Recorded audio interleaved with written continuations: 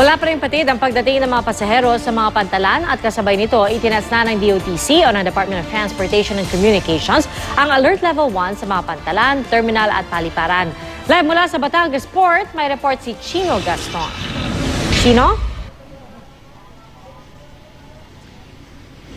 Pia, sa huling datos na binigay ng pamunuan ng Batangas Port, abot na raw sa 11,491 ang bilang ng mga pasahero na dumaan dito paluwas ng probinsya mula alas 7 hanggang alas 3 ng hapon kanina. Siyempre, Pia, hindi pa kasama sa bilang na yan yung mga namataan nating pasaherong dumating ngayong hapon at ngayong gabi. At siyempre, hindi rin kasama dyan yung inaasahang bulto talaga ng mga pasahero na darating mamayang madaling araw. Hindi mahulugang karayom ang mga pantalan sa dami ng mga pasaherong bumabiyahe pa uwi sa kani-kanilang probinsya.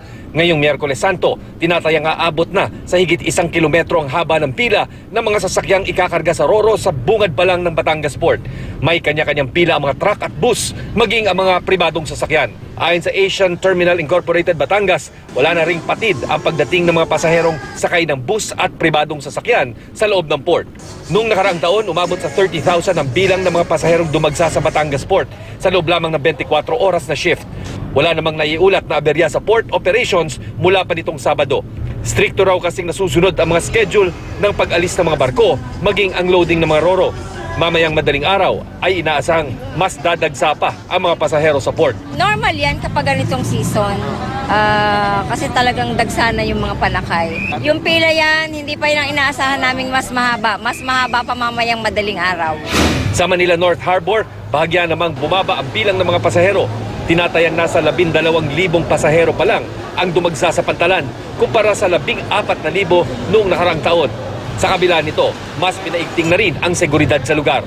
Itinaas na ng Department of Transportation and Communications o DOTC ang heightened alert o alert level 1 sa mga pantalan, terminal at mga paliparan kasunod ng nangyaring pagsabog sa Belgium. Sa ngayon, merong 150 security personnel sa Manila North Harbor Port. Nagdagdag din ng kawani ng Philippine Coast Guard at Philippine National Police. Siniguro rin na ang lahat ng mga gamit ay dadaan sa x-ray machines, bukod pa sa metal detectors at passenger verification. We discourage bringing off yung firearms, ammunition, bladed weapons, mga carpentry tools. Huwag na muna nating dalhin kasi additional na proseso yan. Usually mga 3 hours waiting. That's why we tell them to come into the terminal 6 hours before the departure.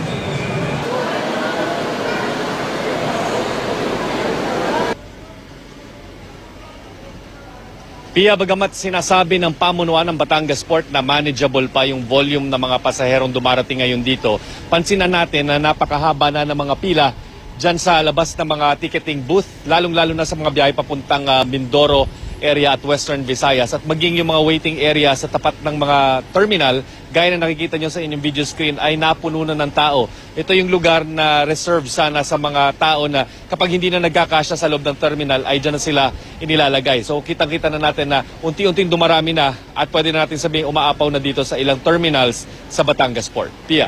O Chino, nakikita natin na kahit gabing-gabi na, patuloy pa rin yung pagdating ng mga pasahero. Pero lilinawin ko lang din, Chino, kapag sinabi bang alert level 1, ano yung mga partikular na patakarang pang-seguridad ang ipinapatupad sa ilalim ng alert level na ito?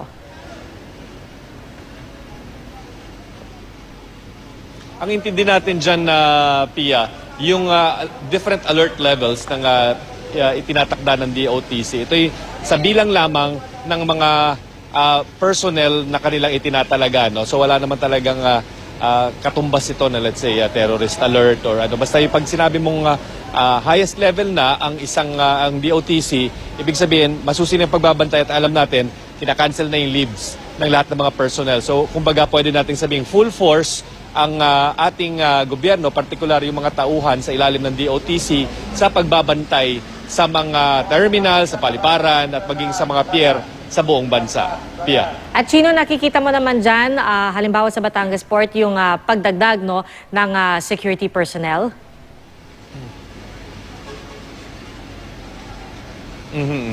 Tama ka dyan, Pia. Ayon nga sa ATI, yung private concessionaire na namumuno dito sa Batangas Port, dinoble daw nila yung kanilang mga security personnel dahil sa inaasang dagsa ng mga tao at para maitaguyod din yung kaayusan. Kasi hindi rin maiwasan minsan na marami nagrereklamo mga pasahero o di kaya sa sobrang dami nila dito sa tapat ng mga ticketing booth, medyo nagiging problema sa crowd control. No? Kaya makikita mo may mga barriers nga tayo dito na napakita sa ating mga video para magabayan at hindi magkaroon ng aberya, no? Whether stampede or whether kung magsiksikan talaga yung mga pasahero. Dahil inaasahan talaga na napakarami na talagang pasahero na daraan dito sa kanilang mga terminals papunta nga sa mga barko na kanila namang sasakyan papunta sa kanilang mga probinsya. Pia. Maraming salamat, Chino Gaston.